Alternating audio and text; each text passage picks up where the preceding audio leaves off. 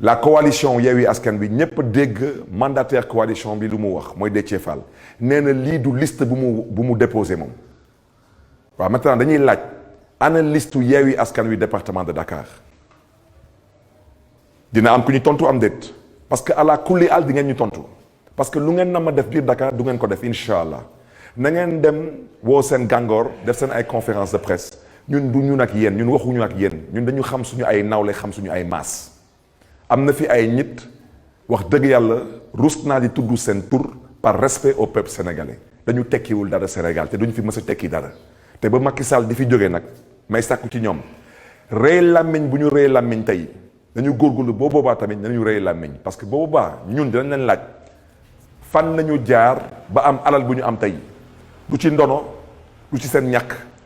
su ngeen jàppee ni nag da ngeen di dëpp kees jaay suuf taxaw di saaga nit ñi te dara du leen ci fekk da ngeen di nax seen bopp dama ne nañu wax ci waxu élection yi te bàyyi tappale yi Yewwi Askan Wi dina bokk incha allah ci élection yi Dakar ba bëgg nag wax ci leer te nañu bàyyi waxu naafiqi di ne ay waaw Barthélémy Dias dafa violent Barthélémy Dias violent wul Barthélémy Dias dafa ñàkkul jom dafa ñàkkul fayda te Barthélémy Dias xam na lan moo na ko doon taxawaayam ci élection yi te damaa fas yéene bokk ci élection yi ànd ak coalition Yewwi Askan Wi na ngeen xam nag lan la leen mbir bi jaral parce que nag lu ëpp tuuru dañu ne ci mbiru droit lépp lu droit terewul da koy nangu amul kenn tey moo xam yaa ngi bàyyeeku ci DAF yaa xam yaa ngi bàyyeeku ci Sénat yaa xam fépp foo munti bàyyeeku amul kenn ku mën taxaw fii ne code électoral ci article bi lii la wax ci waxu mbiru désistement comme kenn terewu ko ça veut dire que yoon da koy nangu yéen nag kenn waxul seen wax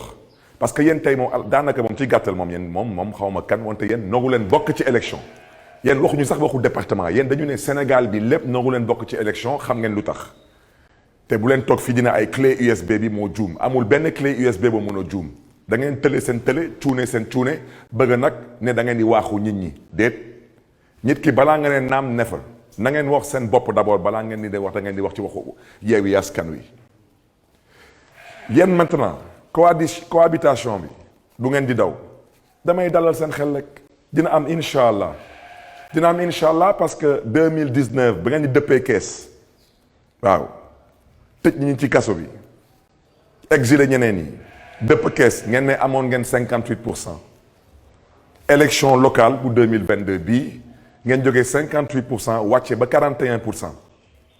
su leen neexee nag waa ji taxaw nee na moom moo gagné élection yi su ko neexee mais xam nga ku fi am 10 billets de 500 daanaka 5000 nga yor man ma yor 5 billets de 10 000 francs suma poche ñaata laa yor du 50 000 su la neexee nga ne ma yaa ma ëppale ay billets nangul naa la ko wante man ak yow suñu demee dugguy marché te ñu bokk gox bokk koñ su ñibbee de suñu kër nga yor sa soxna ma yor suma bos ku nekk dina xam jëkkëram fan la naka la poos bi tolloo foofu daal laa yem ci wax ci moo tax cohabitation bi mënu leen fi muuswaane ba wër ndomb cohabitation yi mënul nekk moo tax mbokk yi ñoom lu ñu namm mooy taxaw ne ñun dañu respecté wul parité ñu ne liste boobu bu ñu fësal du suñu liste suñu mandataire Déthié Fall nee na du liste boobu moom déposé wu ko ñoom ñoo duut baaraam ku ñuy woyee Saliou Sarr boobu nag du suñu mandataire Barthélémy Dias su amulee droit dugg direction générale des élections ku dul mandataire Yewwi Askan Wi amoo droit dugg direction générale des élections ku fa dugg rek yaa ngi fay dugg di complot dama ne ñépp fi gis président Macky Sall dalal benn nit bu ñàkk a jom ñàkk fulla ñàkk fayda jël listu Yewwi Askan Wi daw ak moom Fuuta Macky Sall dalal ko ci palais bi ñépp gis enveloppe kaki bi waaw nit ñi di laam-laamee 10 millions moo ci nekk 5 millions moo ci nekk 20 millions moo ci nekk kuy dem ba di juut njaaj ci biir palais bi ak alalu askan wi kooku sañ na lu nekk wante dama ne bii ça ne passera pas balaa may dee nag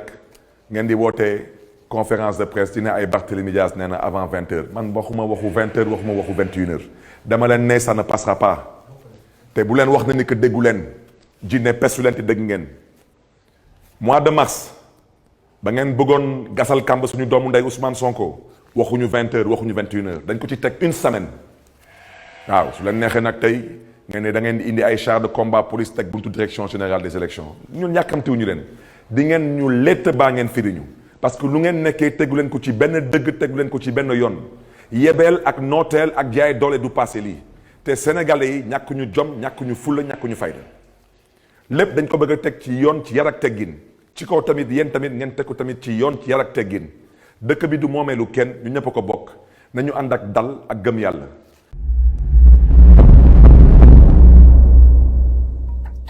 cheetetetet mais yow sawaay yow fu ñu la fekk yaa ngi ci kanamu ordinateur bi wala sa kanamu tablette ba sa téléphone portable lu xew mais damay lire ay information